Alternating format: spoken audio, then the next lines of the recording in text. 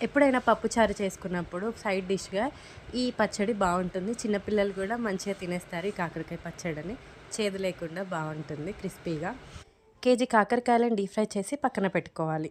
తరువాత తాలింపు వేయడానికి తాలింపు గింజలు అన్నీ సిద్ధం చేసుకోవాలి. తాలింపుకు సంబంధించినవన్నీ కూడా.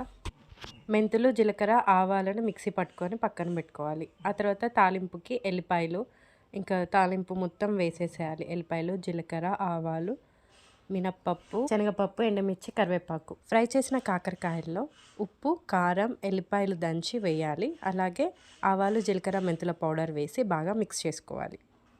ఇందులోనే ఇందాక తాలింపు వేసిన మిశ్రమాన్ని ఇందులో వేసేయాలి. మొత్తం కలిసేలా బాగా కలుపుకోవాలి. ఆ తర్వాత అన్నంలో వేసుకొని తింటే వావ్! సూపర్ ఉంటుంది. క్రిస్పీగా చాలా డేస్ ఉంటుంది. కొంచెం నిమ్మకాయ కూడా యాడ్ చేసుకోవచ్చు. క్రిస్పీనెస్ పోద్దని మేము వేయలేదు.